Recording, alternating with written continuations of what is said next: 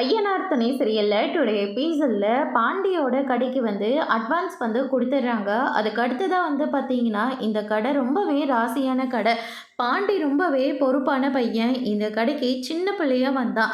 இப்போ இந்த கடையை இவனை எடுத்து நடத்துகிற அளவுக்கு இவன் உயர்ந்து போயிட்டான் அப்படின்னு சொல்லிட்டு ஓனர் நம்ம பாண்டியை பாராட்டிட்டு இருக்காங்க. அதுக்கு அடுத்ததாக நாளைக்கே நான் பத்திரத்தெல்லாம் முடிச்சு கொடுத்துட்றேன் அப்படின்னு சொல்லிட்டு பணத்தை வாங்கிட்டு அங்கேருந்து கிளம்புறாங்க. வானதி அந்த இடத்துக்கு பார்க்குறாங்க. மொத்த பேரும் அந்த இடத்துல தான் இருக்காங்க. வானதி இருந்துட்டு அவங்க குடும்பம் வந்ததும் என்ன மறந்துட்டானே அப்படின்னு சொல்லிட்டு ரொம்பவே ஃபீல் பண்ணிட்டு இருக்காங்க. நான் அந்த இடத்துல இல்லைன்னு சொல்லி அவன் கொஞ்சமாவது ஃபீல் பண்ணுறானா பாரு, ரொம்பவே சந்தோஷமாக இருக்கான். அப்படின்னா அவனுக்கு என் மேலே கொஞ்சம் கூட அக்கறையே இல்லை. சரி, ஃபோன் பண்ணி தான் பார்ப்போமே அப்படின்னு சொல்லிட்டு நம்ம வானத்தை இருந்துட்டு ஃபோன் பண்ணுறாங்க. ஆனால் நம்ம பாண்டி இருந்துட்டு ஃபோனை கட் பண்ணி விட்டுறாங்க. அதுக்கடுத்து தான் இந்த கடை இனிமேல் உங்களோடது ஆயிடுச்சு, இனிமேல் இந்த மாதிரி இருக்க வேண்டாம். அதனால் முன்னாடி இங்கே ஒரு 4-5 சேர் போட்டு வைங்க, ஒரு பெஞ்ச் போட்டு வைங்க. அதே மாதிரி உள்ள சாமி ஃபோட்டோலாம் இருக்குல்ல, அதுக்கு தினமும் விளக்கேற்றி சாமி கும்பிடுங்க அப்படின்னு சொல்லிட்டு இன்னும் சில சேஞ்சஸ்லாம் பண்ண வேண்டியதாக இருக்குது. நான் அதுக்கப்புறம் உங்களுக்கு சர்ச் பண்ணி நான் உங்களுக்கு சொல்கிறேன் அப்படின்னு சொல்லிட்டு நிலா சொல்லிடுறாங்க. அதே மாதிரி நீங்களும் சொல்லுங்கள், நான் கண்டிப்பாக எல்லாத்தையும் மாற்றிடுறேன் அப்படின்னு சொல்லிட்டு நம்ம பாண்டி சொல்லிடுறாங்க. அதுக்கடுத்து தான் திரும்பவும் வானத்தி ஃபோன் பண்ணுறாங்க. ஆனால் நம்ம பாண்டி இருந்துட்டு ஃபோனை கட் பண்ணி விட்டுறாங்க.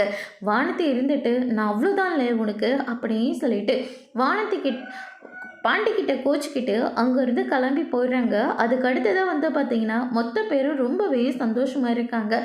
செல்ஃபி எடுக்கலாம் அப்படின்னு சொல்லிட்டு செல்ஃபியெல்லாம் எடுத்துக்கிறாங்க. அதுக்கடுத்து தான் நேராக ரெஸ்டாரண்ட்டுக்கு போகிறாங்க. அங்கே அவங்களுக்கு என்னென்ன தேவையோ எல்லாத்தையும் ஆர்டர் பண்ணிகிட்ருக்காங்க. ஆனால் திடீர்னு நம்ம பல்லவன் சைலண்ட்டாக ஆகிடுறாங்க. என்னடா பல்லவாச்சு உனக்கு, ஏண்டா சைலண்ட் ஆகிட்ட அப்படின்னு சொல்லிட்டு கேட்கவும், இங்கே பாருடா, அம்மா தானே வீட்டை விட்டு வெளியே போனாங்க, அவங்களே திரும்ப வீட்டுக்கு வரட்டும், நாம் யாரும் அம்மாவை போங்கன்னு சொல்லவே இல்லையே. அப்படியே அப்பா சண்டை போட்டதை மனசில் வச்சுக்கிட்டாலையும் நம்மளை பற்றி கொஞ்சம் நினச்சிருக்கலாம்ல. உன்னை பற்றி கொஞ்சமாவது அவங்க யோசிச்சிருந்தா கண்டிப்பாக வீட்டை விட்டு வெளியே போயிருக்க மாட்டாங்க. ஆனால் அவங்க வீட்டை விட்டு வெளியே போயிட்டாங்க. அவங்க இருக்கிற இடம் நமக்கு தெரியாது, ஆனால் நம்ம இருக்கிற இடம் அவங்களுக்கு தெரியும்ல. அப்படின்னா கண்டிப்பாக வீட்டுக்கு வருவாங்க, நீ இதை பற்றியும் கவலைப்படாத அப்படின்னு சொல்லிட்டு சேரன் இருந்துட்டு நம்ம பல்லவனுக்கு ஆறுதல் சொல்லிட்டு இருக்காங்க. அதுக்கடுத்து தான் பார்த்திங்கன்னா எல்லாரும் சாப்பிட்டுட்டு இருக்கும்போது நிலா இருந்துட்டு அங்கிளுக்கும் சேர்த்து பார்சல் வாங்கிக்கலாமா அப்படின்னு சொல்லிட்டு பேசிக்கிட்டு இருக்காங்க. பல்லவனுக்கு ரொம்பவே கோபம் வருது. ஏன்னா அவங்க அம்மாவை கழுத்தை நெரிச்சது, அதுக்கடுத்து தான் மரியாதையாக வீட்டை விட்டு வெளியே போகுன்னு சொன்னது. இது எல்லாத்தையும் யோசிச்சு பார்த்து அந்த ஆளுக்கெல்லாம் எதுக்காக வாங்கணும், அந்த ஆளால் தான் எங்கள் அம்மா வீட்டை விட்டு வெளியே போனாங்க, அதனால் அந்த ஆளுக்கெல்லாம் நம்ம எதுவுமே வாங்க வேண்டாம் அப்படின்ற மாதிரி சொல்லிட்டாங்க. சேரன் இருந்துட்டு நிலா, வேண்டாப்பா, நான் வீட்டில் ஏதாவது சமைச்சு கொடுத்துறேன், இல்லைன்னு நம்ம எல்லாரும் இங்கே சந்தோஷமாக சாப்பிட்டுட்ருக்கோம், அங்கிளுக்கும் நம்ம வாங்கிக்கலாமே. டேய் பல்லவா, அமைதியாக இரு, அங்கிளை இப்படியெல்லாம் பேசாத அப்படின்னு சொல்லிட்டு நிலா இருந்துட்டு நம்ம நடேசனுக்கும் சேர்த்து சாப்பாடு வாங்கிக்கிறாங்க. அதுக்கடுத்து தான் பார்த்திங்கன்னா பல்லவன் இருந்துட்டு நிலா சொன்னதெல்லாம் யோசிச்சு பார்க்குறாங்க. அது நிலா மேலே ரொம்பவே கோவப்படுறாங்க பல்லவன். அதுக்கு அடுத்து தான் பார்த்திங்கன்னா வீட்டுக்கு வந்த உடனே எல்லாரும் ரொம்பவே சந்தோஷமாக இருக்காங்க. அதுக்கு அடுத்து தான் நடேசன் கிட்டே போயிட்டு சாப்பாடு இந்தாங்க அங்கிள் அப்படின்னு சொல்லிட்டு சாப்பாட்டை கொடுக்குறாங்க. நடேசனும் சாப்பாட்டை வாங்கிக்கிறாங்க. அதுக்கு அடுத்து தான் என்ன பிரியாணியா அப்படின்னு சொல்லிட்டு ரொம்பவே சந்தோஷமாக வாங்கி சாப்பிட்டுட்டு இருக்காங்க. ஆமாம், என்ன நீங்கள் கடைக்கு அட்வான்ஸ் கொடுக்கறதுக்கு வருவேன்னு பார்த்தேன், ஆனால் நீங்கள் வரவே இல்லை, ஏன் வரல? பணத்தை நீங்கள் எல்லாரும் போய் கொடுத்துட்டீங்களா? அதுவே எனக்கு போதும் அப்படின்ற மாதிரி சொல்லிடுறாங்க.